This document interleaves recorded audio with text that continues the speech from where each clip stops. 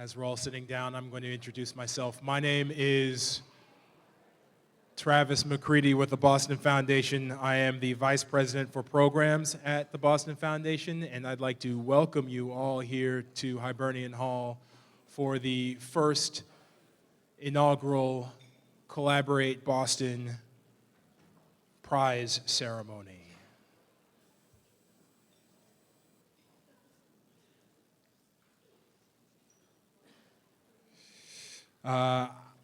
Really appreciate everybody coming out here tonight to celebrate the winners of the first Collaborate Boston Prize.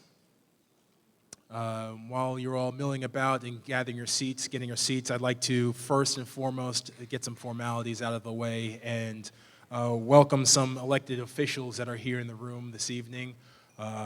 Councilor Felix Arroyo, State Rep Russell Holmes, Senator Sonia Chang Diaz, and I think I saw City Councilor Mike Ross here as well. Mike?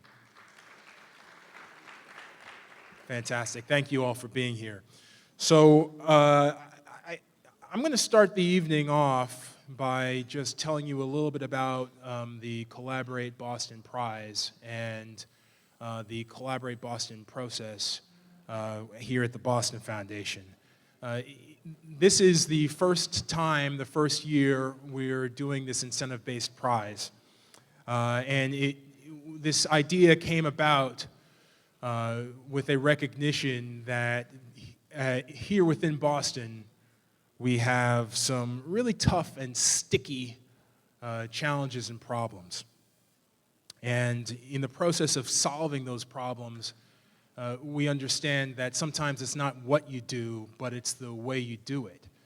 And to that end, we understand that collaboration not just amongst funders, but collaboration amongst funders, not-for-profit organizations, the private sector, the public sector, is the only way, the most critical way of making Boston a vibrant city.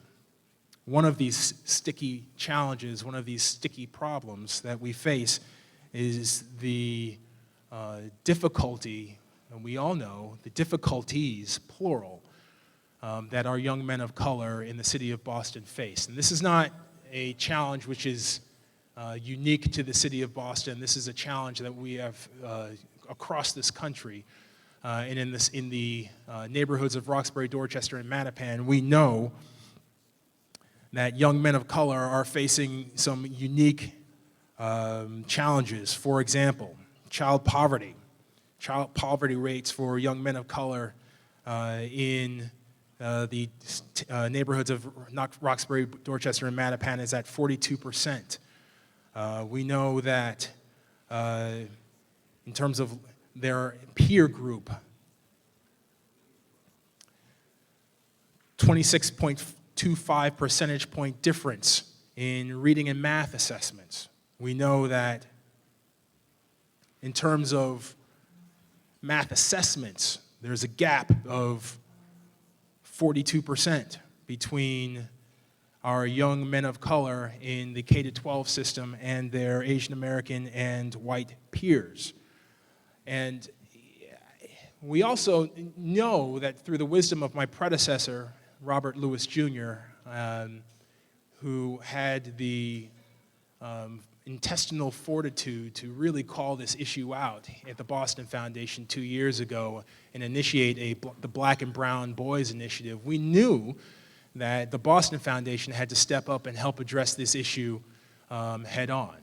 And I deeply respect my friend's wisdom in doing that, in part because being at the Boston Foundation, Robert, myself, and some of the other staff at the Boston Foundation, we know that when we look at this data and we look at these indications, being black men ourselves, there's something about this which is deeply, deeply personal.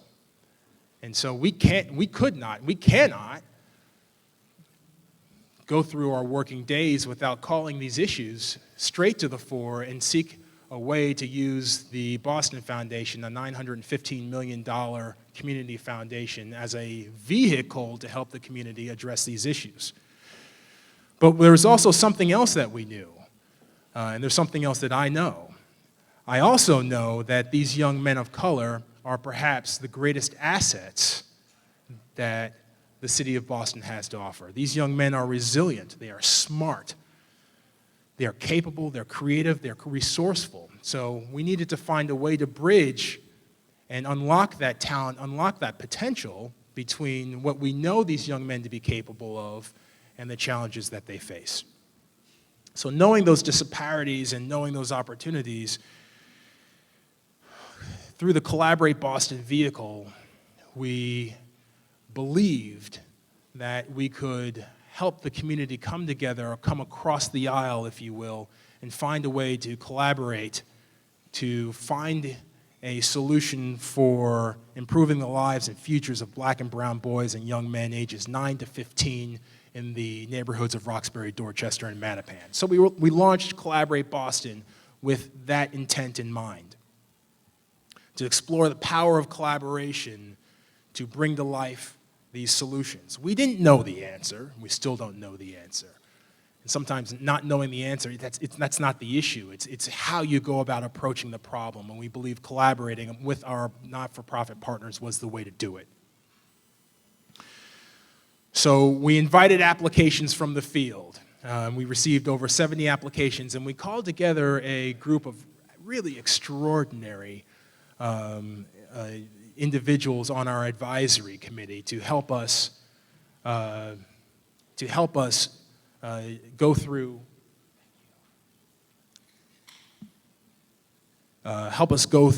the 70 applications. We whittled the 70 applications down to a field of 12, and from that field of 12, we had interviews, extremely powerful interviews, with the 12 teams of collaborators. And invariably, we heard some version of the following sentence: were it not for Collaborate Boston, we would not have met.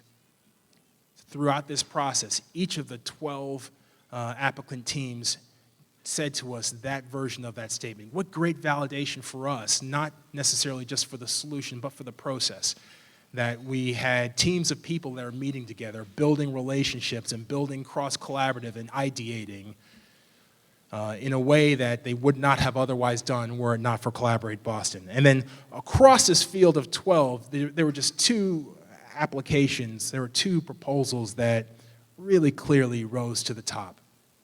And you'll hear a little bit more about them in a second. But I just wanted to, before inviting up Tiziana Dearling to start the program off and introduce the winners of tonight's prize, I just wanted to say that it was, on behalf of the entire Boston Foundation, it was an incredible honor to be engaged in this process. It was an incredible honor to see both the collaboration, the ideas, the passion, and the commitment, just the sheer unbridled commitment to our young black and brown men. It was an incredible honor to be a part of that process and to witness that the entire Boston community was behind this idea that collaborating for this group of young men, our young men, was the way to help them achieve success. So with that, I'm going to invite up Tiziana Dearling, who is the, Tiziana, I'm forgetting your title. You're at BC, and you're smart, and you're a professor. And you're on our advisory committee. And Tiziana is going to invite the two Collaborate Boston winners up to give proposals and tell us a little bit about their work this evening. So, Tiziana?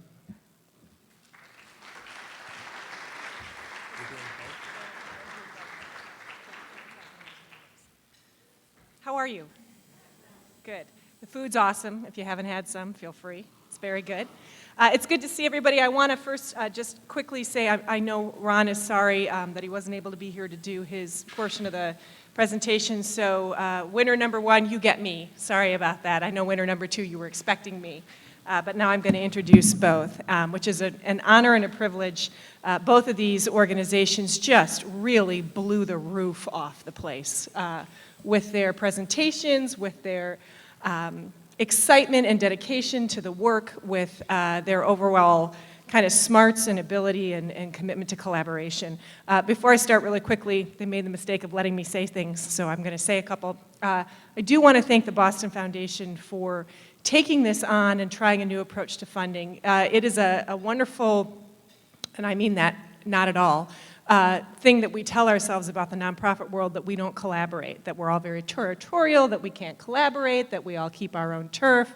And I think that what you will see by both of these winners is, in fact, that collaboration can and is deeply in our DNA. And you're going to see true collaboration, finish each other's sentences type of collaboration in the 2 winners of this prize. And I think it's fantastic to see a funder step out and say, this is the type of work that we need to reward, encourage, support, and try to get out in front of, because it is in our DNA, and we need funders to support it.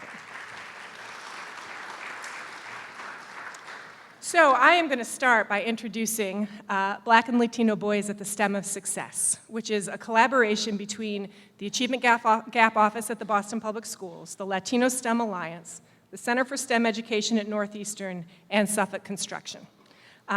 Black and Latino Boys at the STEM of Success creates and supports robotics teams of 10 boys in a team at several elementary schools in Roxbury, Dorchester, and Mattapan.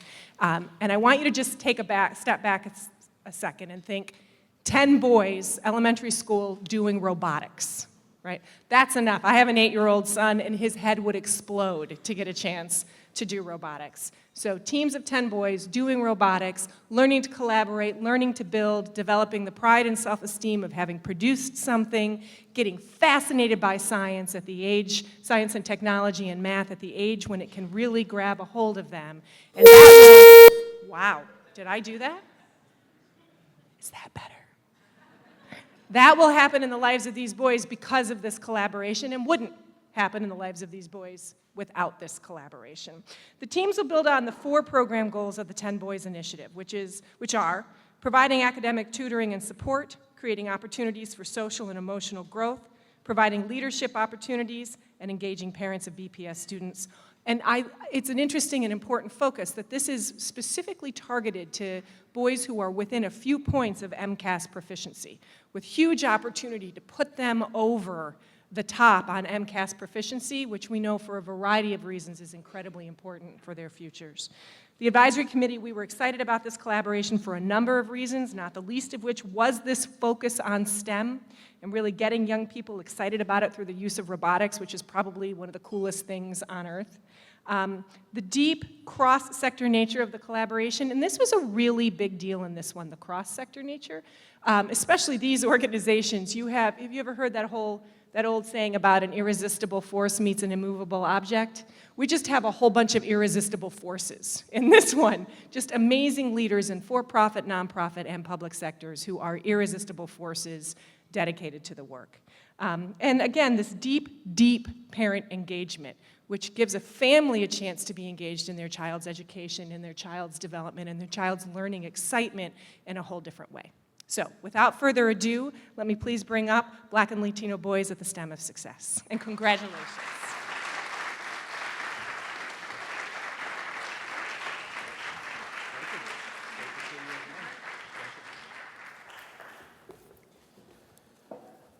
Hey, how's everybody doing?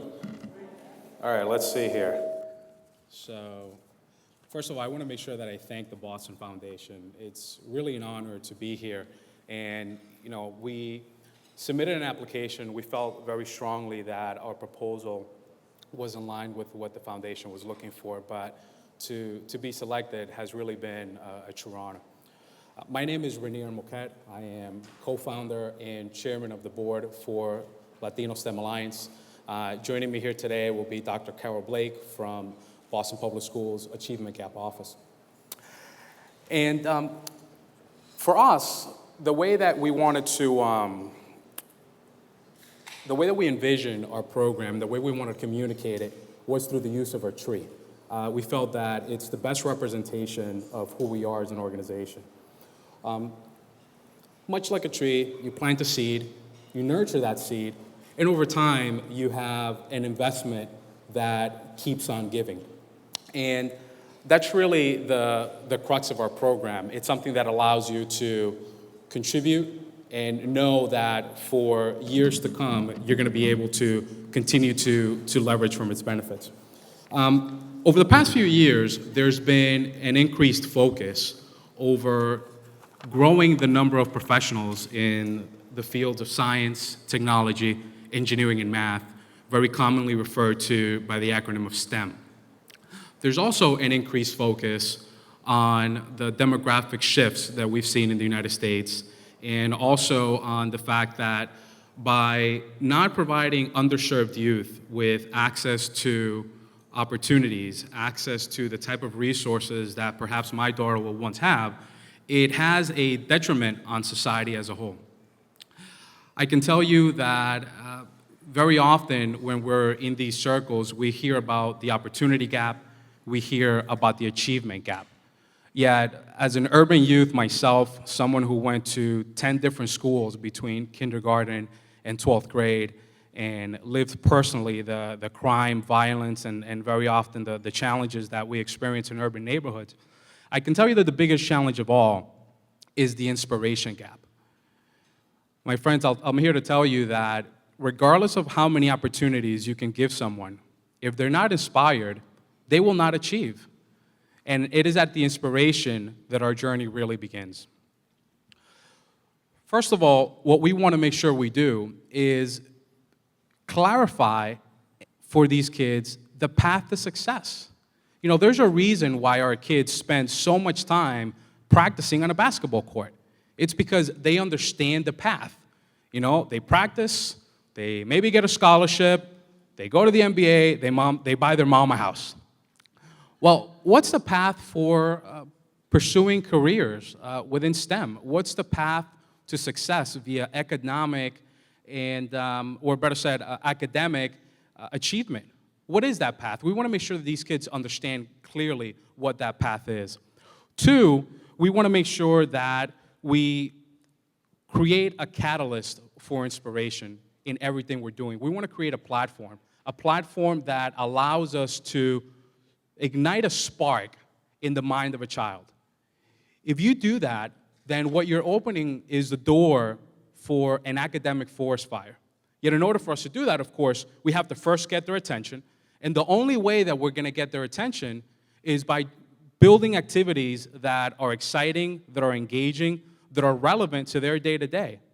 So the way that we're doing that is through a robotics program, which, candidly speaking, we've been doing this program for about 2 years now, and it's something completely unique. None of the kids that we've ever worked with have ever seen anything like this. So, what we also want to make sure we're doing is creating a platform for them to pay it forward. We want to instill in these kids a sense of community, where they want to go back, and the same contribution that is being given to them, that they're motivated to give to the next generation coming forward. So, that being said, collaboration is truly the root of success. This is too big an issue for us to try to take it on individually. We need to recognize that our collective strength is necessary if we really want to move the needle and be successful. We need to come together. Within this program, Latino STEM Alliance, what we do is we serve as an aggregator of resources. We bring together programs and activities in a systemic way, in a consistent way, and we deliver that to existing community organizations and public schools, and we want to make sure that we provide them access to resources that they would otherwise not have. So essentially what we're doing is providing a value add to existing programs and making sure that in doing so, our students have access to opportunities that they would otherwise not have. We're partnering with Boston Public Schools Achievement Gap Office, whom of course provides the school where the program is taking place, they recruit the students that we're going to be working with, and also allow us to engage the parents in a very meaningful and effective way. The work that Latino STEM Alliance STEM Facilitator does is then augmented by students from Northeastern University. These students come, serve as role models for the middle school students that we're going to be working with, and essentially motivate them to begin to think about a college opportunity, and essentially begin to envision themselves as a college student themselves. And of course, our partnership with Suffolk Construction gives us an opportunity to bring in STEM professionals and provide a real-world context to the hands-on programs that the kids are doing. These people are challenging the ideas of these kids. They're challenging them to explain why they're doing this, why they're doing that. And they're also outlining clearly how the things that they're learning in the classroom, learning via these hands-on programs, are applicable to the real world. So for us, again, it's all about making sure that we're delivering the right ingredients in order for us to be successful. With the college students, again, giving them a path, giving the middle school students a path towards college education, and with our professionals, again, providing a real-world context to what's happening. Now, to discuss the impact of the program, we'll have Dr. Carol Blake outline that for us.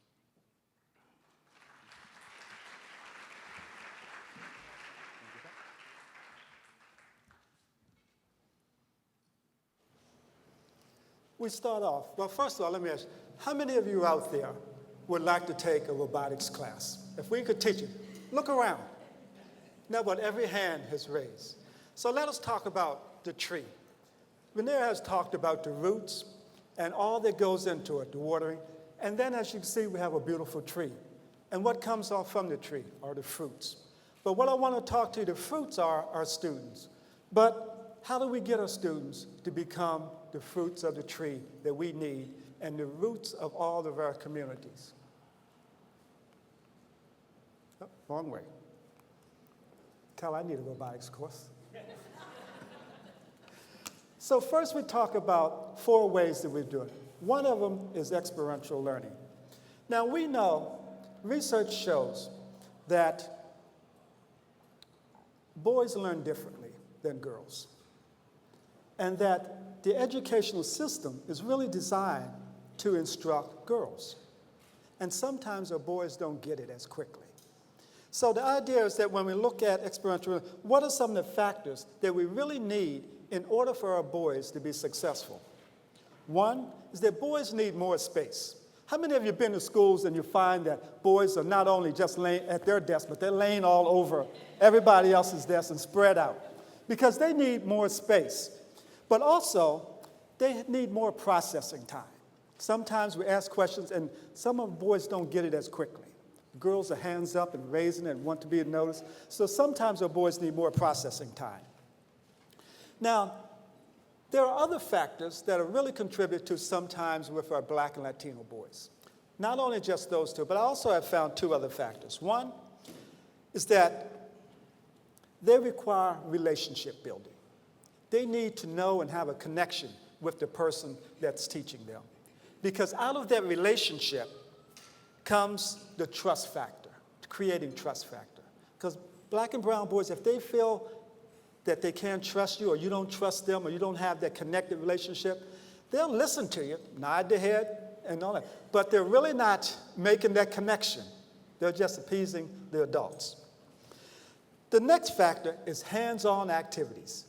Give a young man a toy or a gadget or a computer. We know these handheld things, they're good at doing that. Giving them all of those components and putting them together. Think about putting computers, Legos, power sources together and tell them, it's yours, go do something with it. So they need that hands-on activities. So when we look at that, and then the way that we are going to do this is that through robotics. Robotics is not the end-all, it's the process. Because we really want to get our young men connected to science, technology, engineering, and mathematics. And if it's by robotics to start off, then great. And we can create more robotics. But the idea is that how do we get these engineers? How do we get these mathematicians and science folks? You know, taking some of the jobs of us that are here. So we move on. Another strong, important part is leadership. Now, many of our young men have leadership, but we have not been able to channel that leadership in a constructive way. That often when they leave schools, they got all kind of leadership going on there. But how do we formalize that leadership in an educational and a structured way? And they're eager to take on the leadership. So when we look at leadership, there are 4 components: communication skills, team building, risk-taking, and opportunity. Now, in team building, how do we get our young men to work together as a team? Sometimes we get so competitive that we hope that we're developing teams, but we get that competitiveness that it's not a team. It's me, I'm the best, I'm doing this, and not that we. We get the me and not the we at times. And what we're looking to do is to get the we. The other is risk-taking. How do we teach our young men to take risks? And how do we get them to take risks on unfamiliar tasks? You know, to take a risk in doing something that you're not good. Give them a basketball. They can shoot it between the legs, turn around, hook shot, throw it over the head, and make it. But then when we give them something that's a little different, they're sort of nervous because they don't want to make the mistake. Or they don't want to say, well, if I'm not good at this, what do people think? So how do we begin to teach our young men to take risks? And those risks can be translated into everyday life situations. Because once when they leave the schools, we want them to be able to take risks, to try something different. In college, when they finish college, to take a risk and take on a career that's maybe not the best career that they may think is for them. Opportunity. When we talked about the inspiration gap, there's also this opportunity gap. I don't think, and I'm head of the achievement gap, I don't think there is an achievement gap. It's an opportunity gap. And like when they said, inspire, if we inspire these young men, provide them the opportunity, then, you know, the sky is the limit. And what we're hoping to do with this is provide them an opportunity to go beyond the things that they feel that they can do.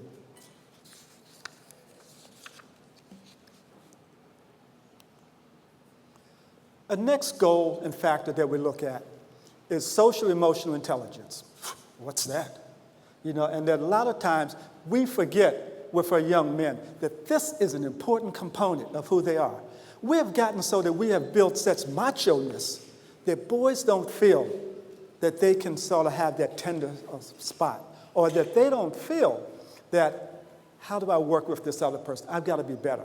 How do we develop, and what we're working on is to have them develop to be a sense of cooperation, working together with each other, being able to understand that I might not do it this way, or he might not do it this way, and understand that it could be 2 different ways. But how do we begin to work cooperatively and figure out the best way and learn from each other's opportunities? Confidence. You know, a lot of our young men got a lot of confidence. We know by that swagger. You know, at times you see them walking around, they've got their walk with them because they're confident. How do we change that confidence and that walk into being confident about who they are and what they can do? And what I mean by what they can do the math. They can do the science. They can become engineers. But we have to develop a confidence in them and say, yeah, you can do that. Some people say, you know, I was bad in math. My mother was bad in math. My father was bad in math. So how can I be good at math? And we've got to sort of give them that skill that, yes, you can. And really begin to give them the opportunities to do that. Vulnerability. Be able to be vulnerable. You're going to make some mistakes. And it's okay. And the value of failure, we see failure as feedback, is that it's okay to fail. You know, there's a book called Failure is Not an Option. I disagree with that book because failure is an option. Short-term failure is an option.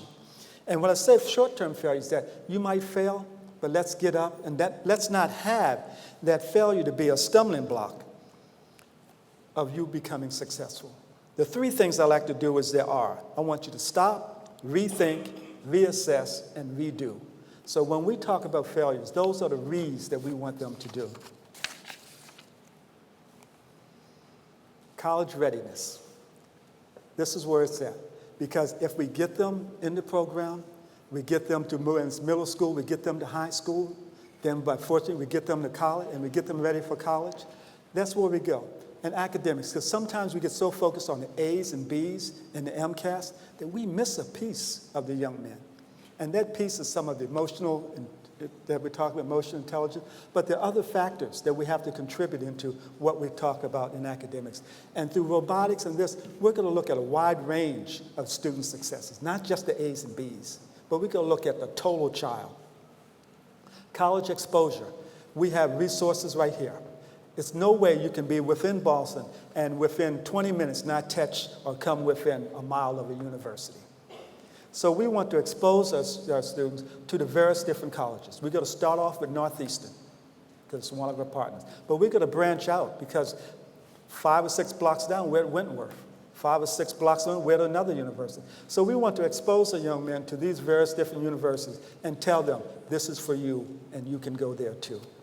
And how are we going to do that? College student mentors. We want our mentors to work with our students on robotics, but we also want them to tell their narrative, how they got to the college, what did they do right, and also what did they do wrong, so that our students are ready and have been familiar with what it takes to be a college student and what it takes to be successful. Pathways to college, there are many pathways. We can often think that there's only one pathway that we can go. Some students might be ready and want to go to college. Some may feel, you know, that's not for me right now, and may want to go some other way. And that there are technology fields that they can go into. There are other ways they can go into. Hopefully we can convince construction to be able to pick up some of our students. But there are other pathways of career success.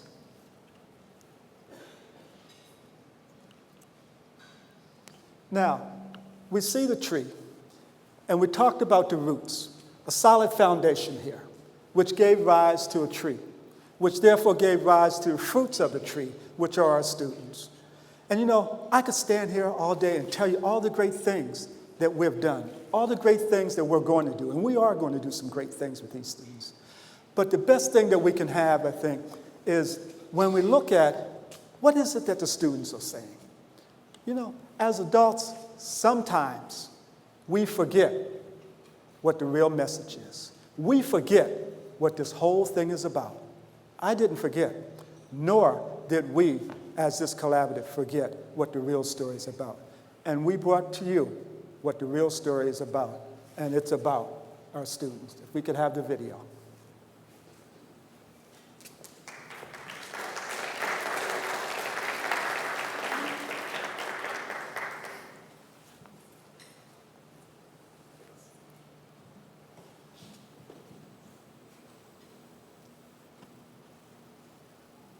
See, technology is so great, hands-free.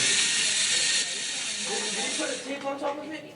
Under it? Because it follows it. Yeah, right? Well, now I know what I want to be when I grow up. I want to be an engineer. First of all my math classes that I had over there, I always finished first, and so I was just like laying down. And I really like building this thing. I really liked it. I like following the instructions and finding out how to program it and putting all things together. First of all, the first week we were just talking about like the roles we take on and like the people that we meet and just meeting other people. That was like the first week and the second week. The other week we took out the kits. I remember that the kits were the same kits that we used for the summer program because my name was still on it. Yeah, I remember the sticker, my name and my other partner's name was on it as well. So I was like, oh, we're using the same kits. Working with new people that I knew, that I didn't know. And once I had more experience with robots and stuff, I had the lead to take on the role to mostly lead. So that was pretty harsh.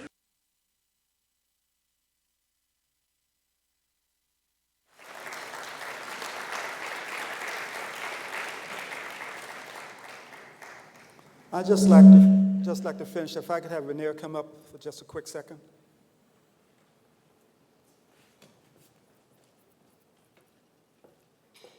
What we're talking about is this. We've made it. Black man, brown man. We've made it. And what our goal is to make sure that all the other students get the same opportunity to be successful and to make it as we have. Thank you. Thank you.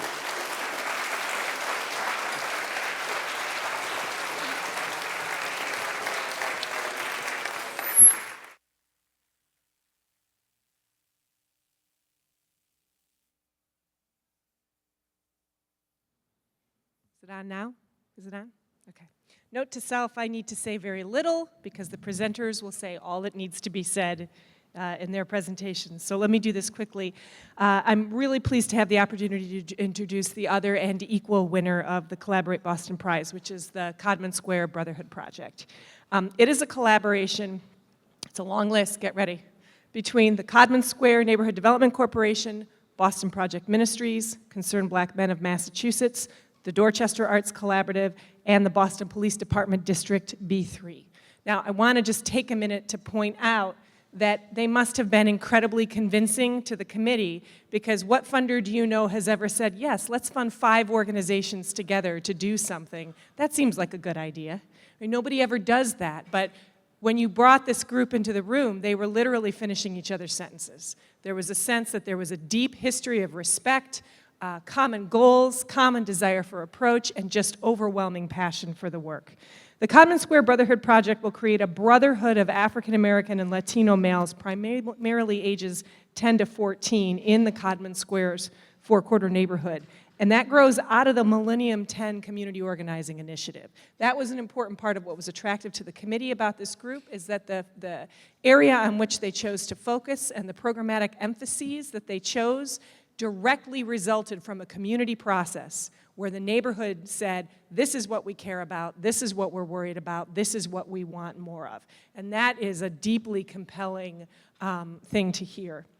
The core program components are employment readiness, mentorship, character development and manhood support, and tackling youth violence. And all of these were identified as priorities by youth in the Millennium 10 community organizing process.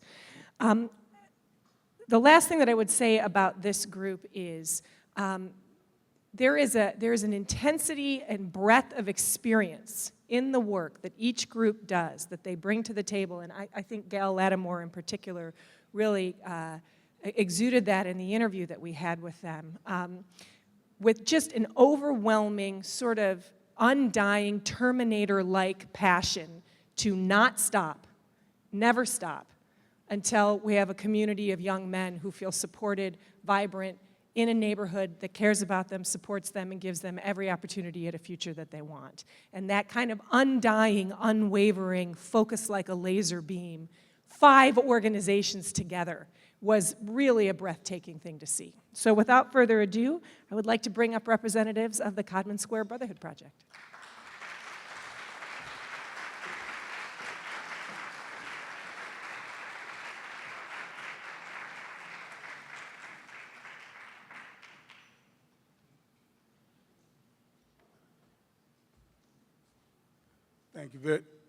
Thank you very much. I want to briefly thank the Boston Foundation for giving us this opportunity to do what I humbly submit is very important work. There's a Sudanese proverb that when translated states, we desire to bequest 2 things to our children, their roots and their wings. We share this same with you today because it sums up the essence of the work we are embarking on with the Brotherhood Initiative collaboration. As a collective of agencies and individuals, the Codman Square NDC, Boston Project Ministries, Dorchester Arts Collaborative, Boston Police Department, Concerned Black Men of Massachusetts, and the Millennium 10 Initiative have come together to strengthen our capacity to engage, inform, intervene on behalf of, and encourage Black and Latino boys 10 to 14 in the Codman Square section of Dorchester.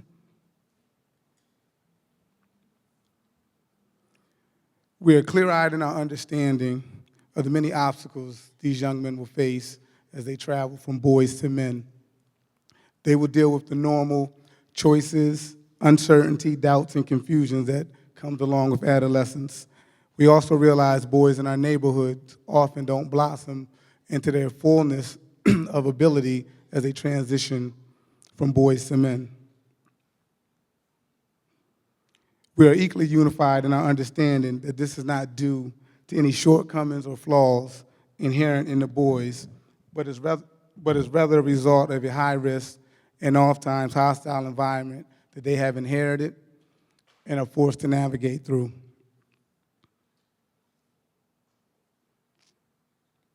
Boys in our community are oftentimes vilified or pitied, undervalued and underestimated, written about, or written off.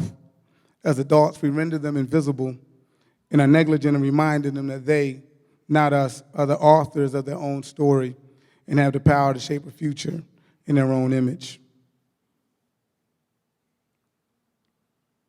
But they can't do it alone. No child can do it alone. They need guidance, education, skills development, and support in both word and deed. Our boys need to know there's a community of thoughtful and concerned adults willing to help them on their journey. They need to know there's a community of their peers that they can look to for encouragement and inspiration. The Brotherhood Initiative seeks to facilitate this community of peers and foster an environment of teaching, learning, and growth. Mentoring is key in strengthening where there's weakness and fortifying where there's already a solid foundation. And we are confident the Concerned Black Men of Massachusetts will play a vital role in making this initiative a success.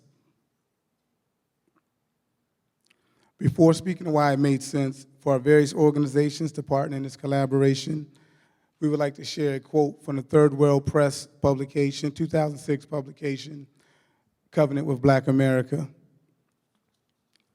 By working together, we are capable of bringing about positive change and building healthy, strong, vibrant, and inclusive communities. To strengthen the ability of community members to have input on healthy living decisions affecting them, to increase advocacy skill building, and to actively engage the African American community in its well-being, we must strengthen existing community coalitions, develop strategic collaborations, and demand the integration of community concerns and input into policy decision-making processes, end quote. We raise this quote because it speaks to the efforts we have made in identifying organizations that were already doing important work in the community, in particular with youth. Concerned Black Men of Massachusetts have a rich history of 25 years of mentoring youth in and around Boston. They do this, sorry.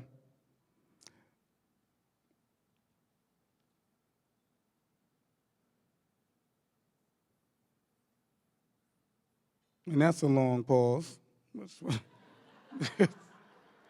I want to make sure I don't miss anything.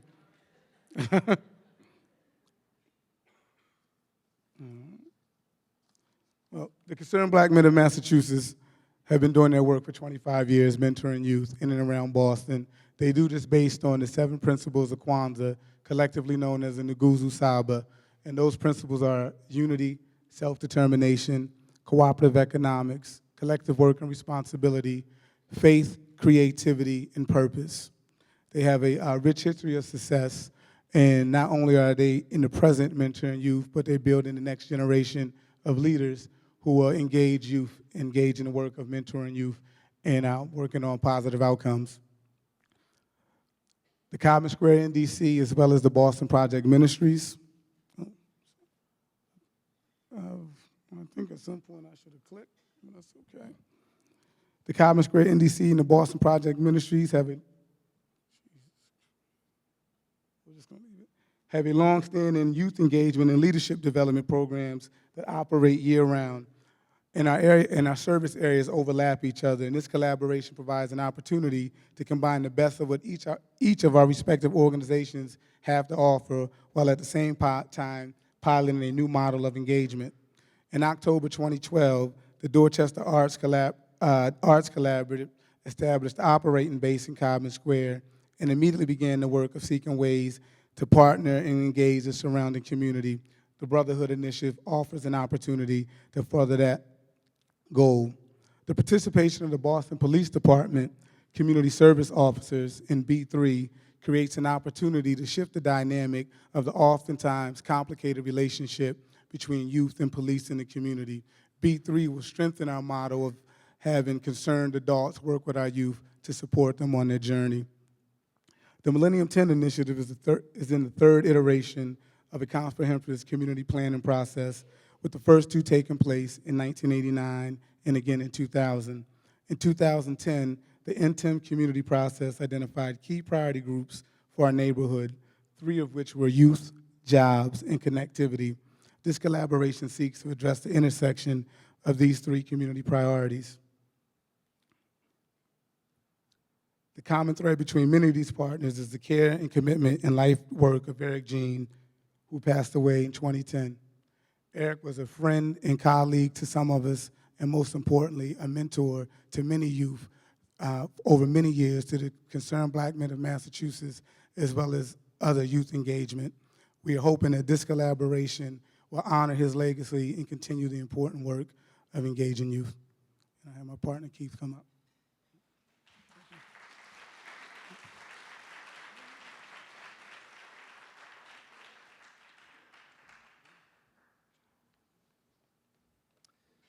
Thank you, Jason. And just by way of introduction, this is Jason Boyd, a youth worker at the Codman Square in DC. My name is Keith Riddle. I'm the Director of Youth and Family Ministries at the Boston Project Ministries. And I just want to, Jason and I, most of our work is on the street level. And so I want to bring it down to a bit more of the street level right now. And I'm going to do that by introducing you to Johnny. Johnny is an 11-year-old boy who lives in the Codman Square neighborhood of Dorchester. And I'm going to take you a little bit through what the Brotherhood Project would look like through his eyes, what he would experience with the Brotherhood Project and all of these partners together. So first, just to say that we might know Johnny because he lives in one of the Codman Square NDC's properties, and we're connected with him in that way.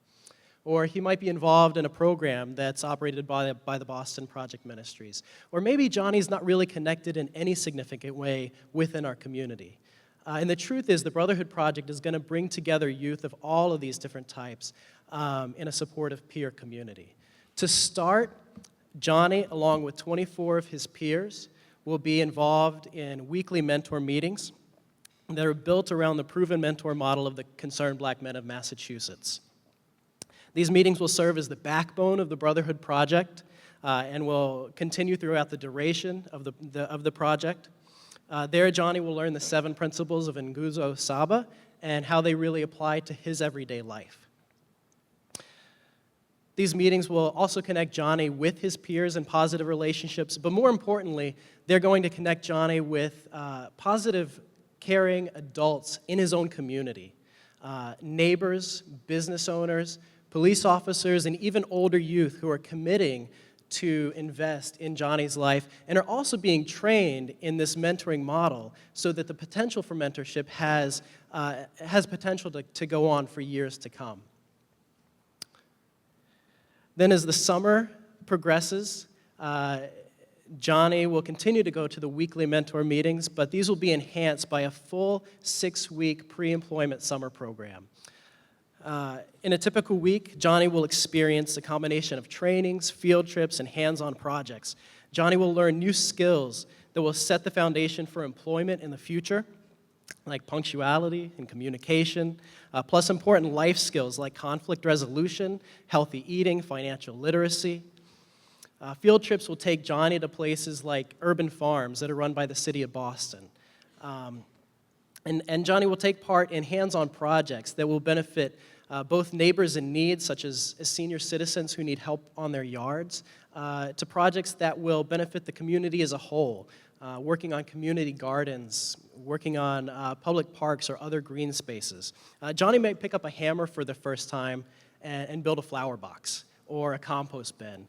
He might pick up a paintbrush and paint a mural that beautifies his neighborhood. And these are the types of projects that allow him to give back to his own community. And then the best part for Johnny might be he gets a stipend at the end of the summer for the work he's done. And then finally, with the help of the Dorchester Arts Collaborative, Johnny will participate in a video storytelling process. He and his peers will write and film and produce a video that tells their story, who they are, what they've learned about themselves and their community, and in particular, what they want to communicate to their peers around a message of addressing this culture of violence that they navigate in their lives. By the end of the Brotherhood Project, Johnny and his peers will have completed a video that the Dorchester Arts Collaborative will showcase at a public screening at their studios.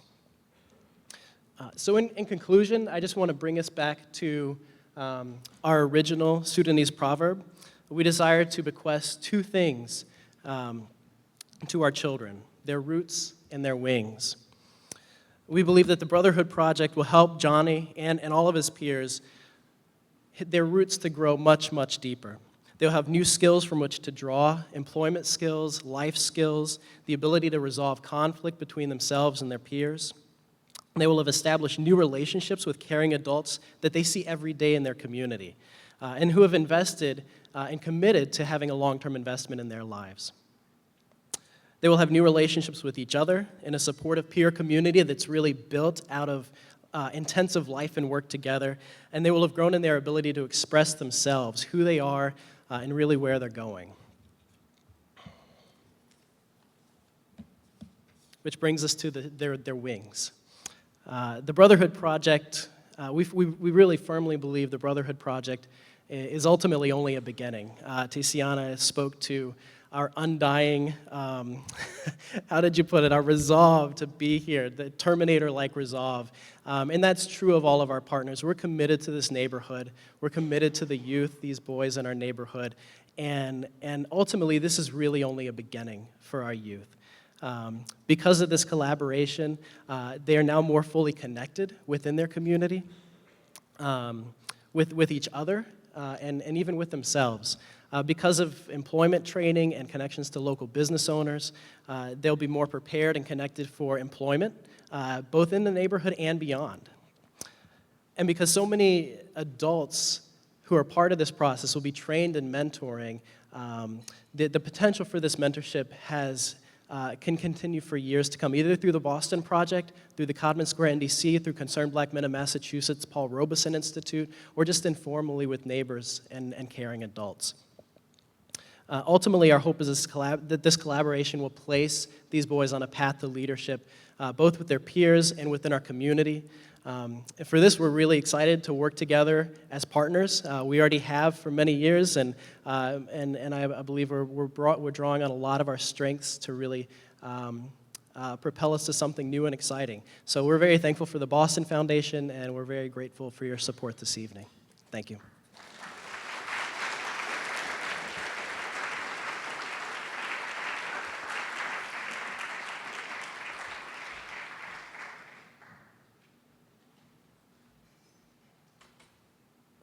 Please join me in another round of applause for these extraordinary leaders.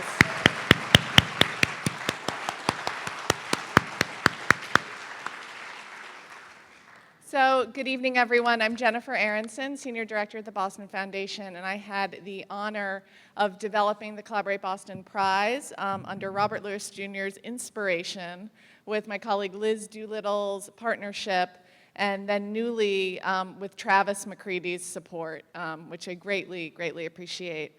I will just speak for a minute or two and then let everyone get back to networking and the lovely evening and food, which is a lot of the purpose of why we're here tonight. So each of these collaborations embody the spirit of Collaborate Boston in important ways. First, because we believe the change we seek is our collective responsibility, that it will take all of us working together to achieve it. We ask that prize entrants demonstrate participation from multiple sectors. And as you saw, the Black and Latino boys at the stem of success really epitomizes this kind of mutually beneficial partnership among nonprofit, private, public organizations and leaders. And we believe that this is a critical part of any meaningful social progress.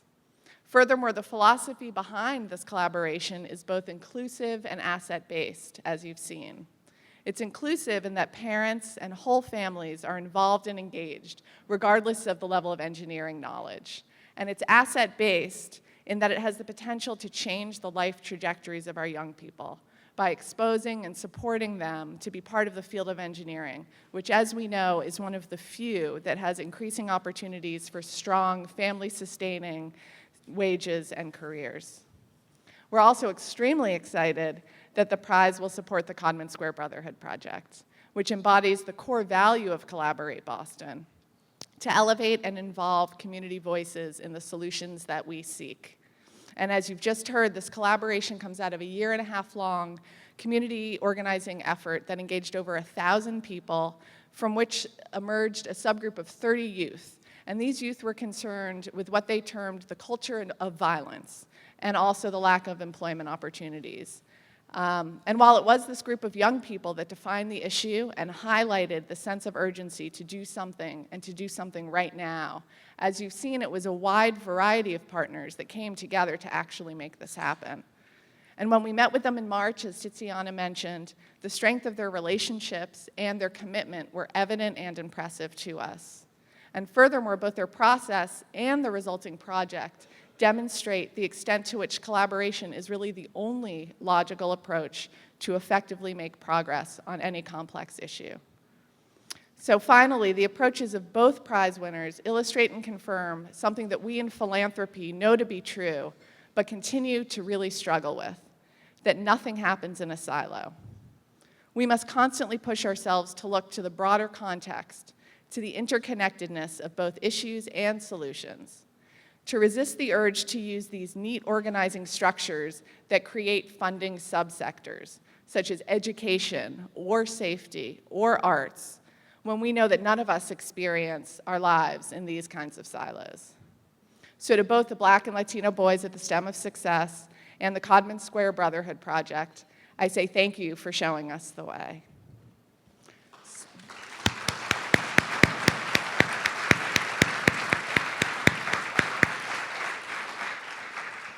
So now I'd like to take one more moment just to acknowledge our spectacular advisory committee.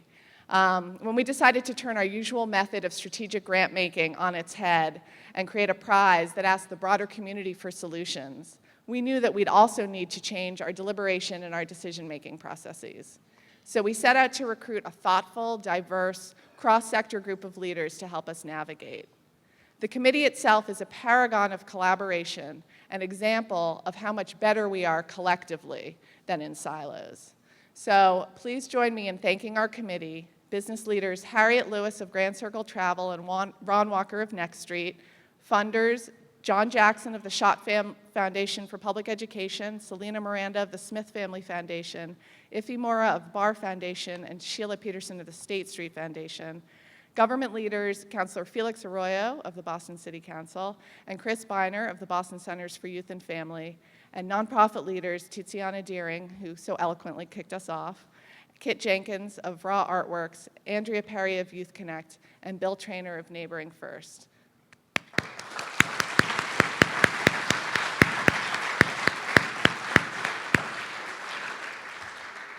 So we are currently in the process of culling through ideas for next cycle's Collaborate Boston Prize, and we expect to announce that at some point in the fall, so please stay tuned for that. And thank you so much for joining us today for this wonderful celebration of collaboration. I hope you will all stay and talk with one another, and please make a point of meeting both the prize winners as well as the 10 finalists, all of whom are identified with ribbons on their name tags. Because for those of us that are interested in strengthening Boston's communities, these are the leaders that we should all support, learn from, and collaborate with. Thank you.